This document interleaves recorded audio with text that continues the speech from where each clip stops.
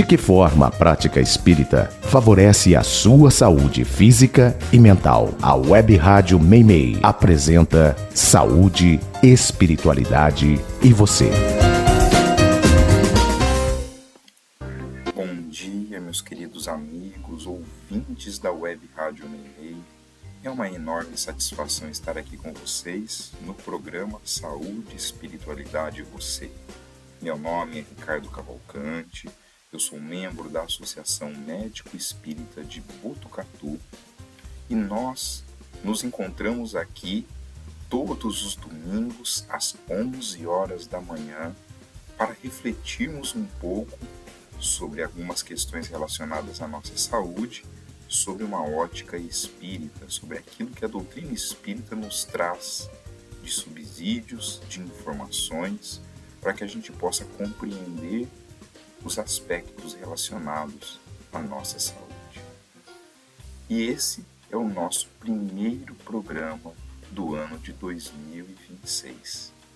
Terminamos o ano de 2025 trazendo uma mensagem relembrando os ensinamentos de Jesus, aproveitando a proximidade do Natal, aproveitando a mudança de ano, momento em que nós criamos aquelas propostas, aquelas metas para um ano novo, as mudanças, as melhorias que nós desejamos fazer para nós.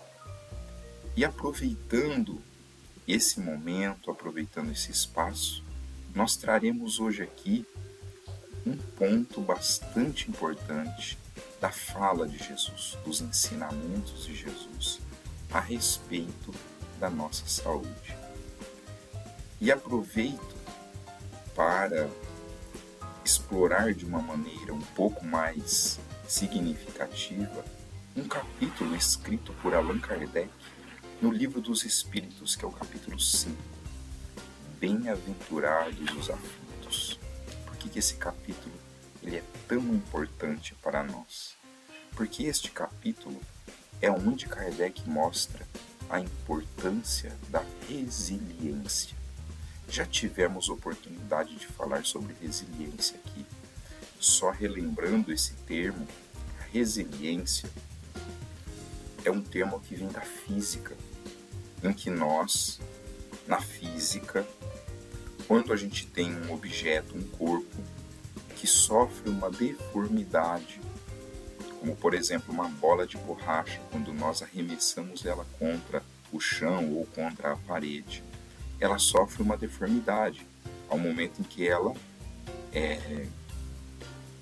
atrita, no momento em que ela colide com uma superfície. Mas ela retorna à sua posição, à sua forma original. Então ela vai sofrer, no momento da colisão, ela vai amassar um pouco, ela vai dar uma deformada, depois ela volta à sua posição normal, porque ela é uma bola de borracha. Isso é a resiliência da física. Esse termo, ele foi transportado ou foi incorporado para as ciências da saúde, especialmente na saúde mental. Quando nós queremos dizer que um indivíduo passa por uma situação difícil, passa por uma situação estressora e ele sofre uma deformidade, ou seja, ele sofre um impacto muito grande daquilo. Mas ele é capaz de reerguer-se, ele é capaz de enfrentar aquela situação e seguir adiante. Claro, num primeiro momento vai sentir aquilo, mas ele consegue se equilibrar, ele consegue se restabelecer e seguir adiante. Porém, na saúde mental, a ideia da resiliência não é você mais retornar ao que você era antes. Porque aquele processo de sofrimento, aquele processo de estresse, se você encara ele com resiliência, ele gera um aprendizado, ele gera novas informações, novos conceitos, uma nova forma de enxergar a vida, um novo modo de interpretar as situações. de maneira que você já não é mais a mesma pessoa do que você era antes de sofrer aquela situação. Então, na saúde mental, esse é a ideia da resiliência, que tem muito a ver com aquilo que Kardec vai colocar no capítulo 5, Bem-aventurados os aflitos. Por quê? Neste capítulo, Kardec traz para nós a chamada justiça das aflições. Por que nós sofremos? Por que nós temos que enfrentar situações tão difíceis ao longo da nossa vida? E ele faz com que propósito? Com o propósito de sermos resilientes, de passarmos por uma situação entendendo que há uma importância perante a nossa vida, perante o nosso processo de evolução como espíritos imortais. Há uma importância muito grande que a gente passe por certas situações de sofrimento para que a gente possa aprender, para que a gente possa aprimorar aquilo que nós trazemos dentro de nós. É muito importante, e é o que a doutrina espírita nos ensina, que todos nós somos espíritos, que nós estamos encarnados aqui no planeta Terra. Nós somos espíritos ainda muito imperfeitos. A Terra ainda é um planeta de provas e expiações. Ou seja, os espíritos que aqui habitam são espíritos que ainda trazem consigo muitas imperfeições. Somos nós. O que significa que ainda há muito que melhorar dentro da gente. Portanto, durante a nossa existência terrena, nós passaremos por uma série de vicissitudes, por uma série de problemas, de dificuldades, que servirão para quê?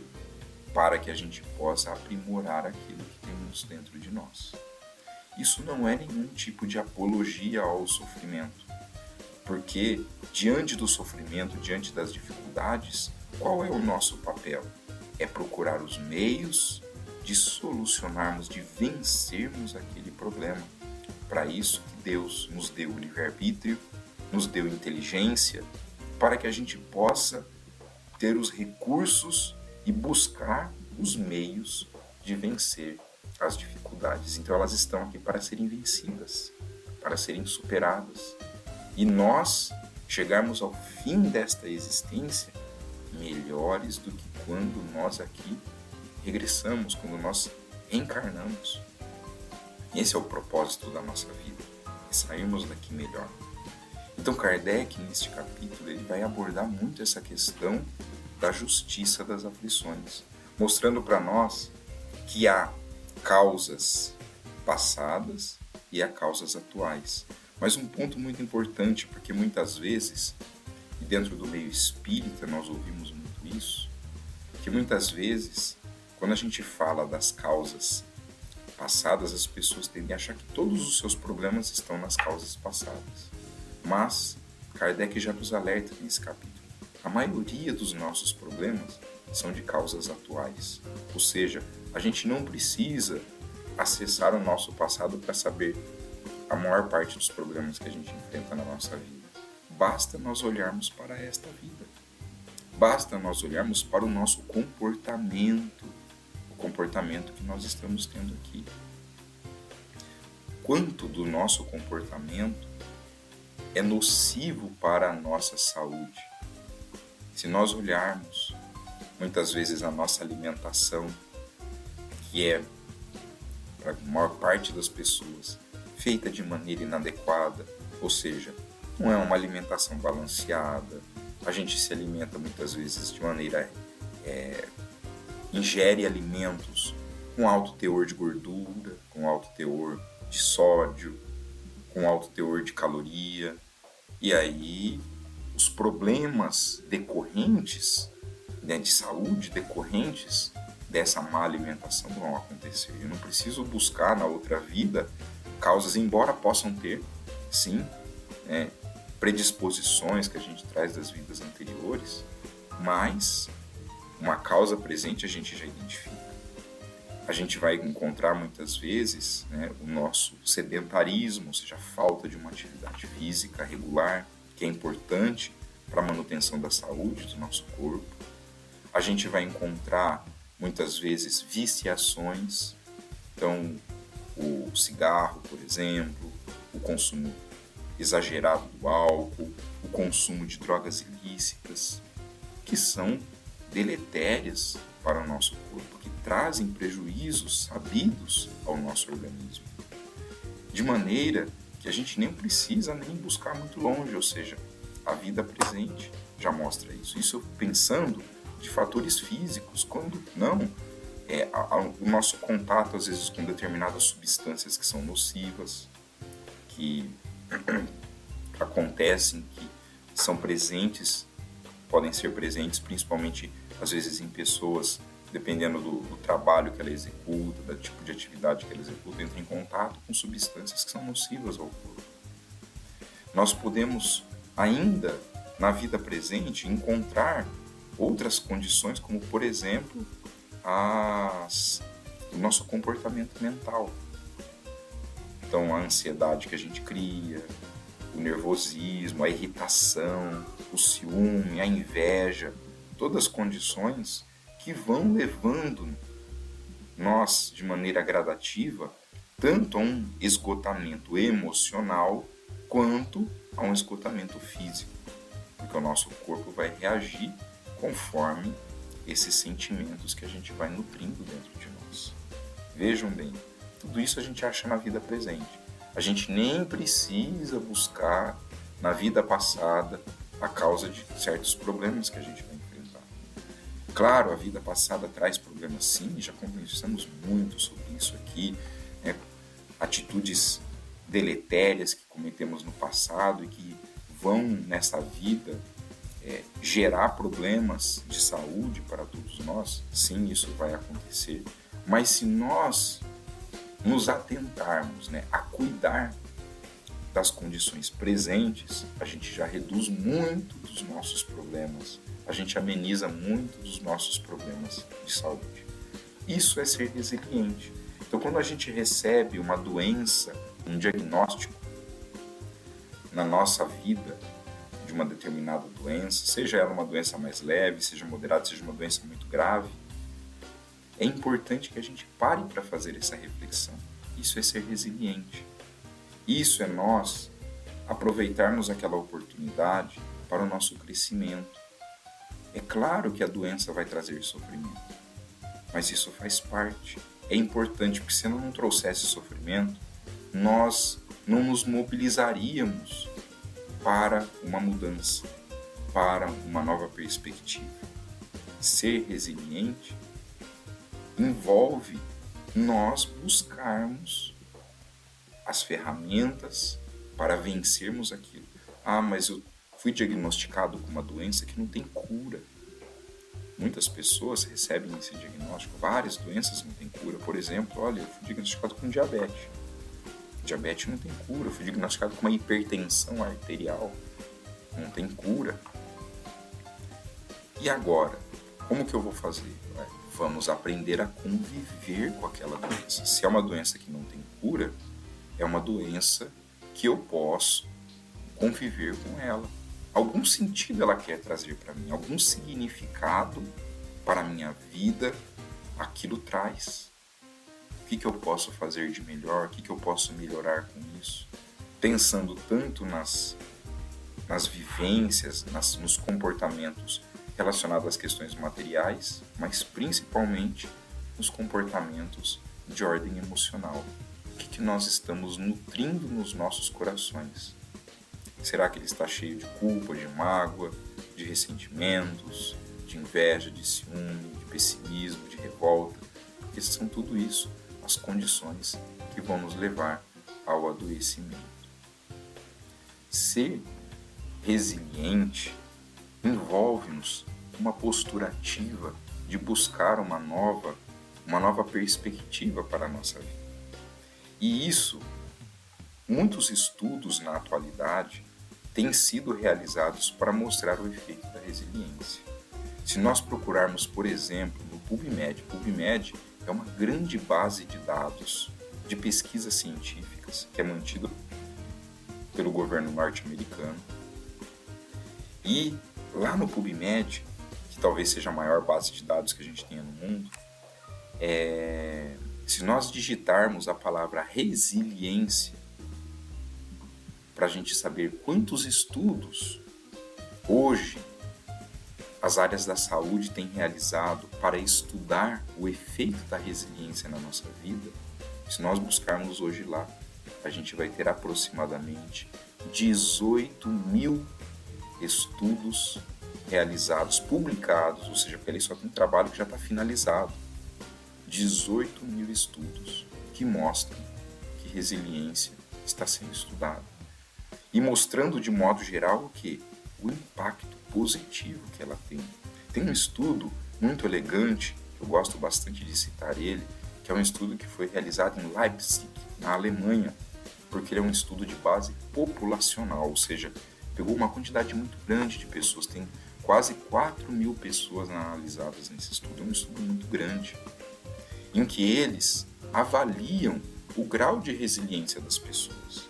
Então eles olham lá, olha, será que essa pessoa é resiliente ou não?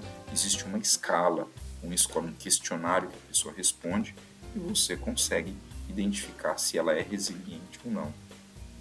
Então isso foi aplicado para essas quase 4 mil pessoas que foram participantes do estudo. E o que eles observaram nesse estudo? Que as pessoas que tinham maior grau de resiliência, elas tinham muito menos depressão, elas tinham muito menos ansiedade, elas tinham uma sensação de bem-estar em relação à vida muito grande, melhor qualidade de vida, dormiam melhor, o sono, a qualidade do sono era muito melhor. E, obviamente, essas condições que melhoram a saúde mental do indivíduo, consequentemente também irão melhorar a saúde física dessa pessoa. Eles viram que eles praticavam mais atividade física, por exemplo, a própria qualidade, o sono era melhor. Então a saúde dessa pessoa vai melhorando, vai trazendo benefícios pelo fato dela ser mais resiliente. Isso vem muito de encontro àquilo que Jesus nos ensinou, que era necessário ser resiliente. Quando ele disse, bem-aventurados os que choram, porque serão consolados, está lá no Sermão do Monte. Bem-aventurados os que choram, porque serão consolados. O que Jesus queria dizer para a gente com essas palavras? Olha, nós podemos passar por situações difíceis, podemos passar por momentos de dificuldade, mas isso é transitório. A gente tem que sempre lembrar que as dificuldades que a gente enfrenta, elas são para esta vida. Mas se nós aceitarmos o problema e procurarmos os meios de vencê-los aqui, aprender com aquele problema, nós seremos consolados. Pode ser, se o problema não for tão grande, que a solução ainda esteja nessa vida. Mas pode ser que não. Mas se não tiver, estará na vida futura. Lembrando que toda a mensagem de Jesus, ela só tem significado se nós olharmos para a vida futura. Porque há muitos problemas, há pessoas, por exemplo, que sofrem de doenças que não terão solução aqui. Por exemplo, uma pessoa que tem uma deformidade grave, que tem uma grande deficiência. O seu problema de saúde será solucionado enquanto encarnada? Provavelmente não. Pelo menos não neste momento em que nós nos encontramos, embora a humanidade caminhe, a ciência caminhe para solucionar esses problemas, mas nesse momento ainda não tem solução. Mas quando isso será solucionado? Na vida futura.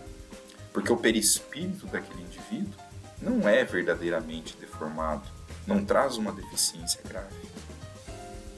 Ele é um perispírito bonito, pleno, e ao se libertar desse corpo físico, ele retomará a sua forma original.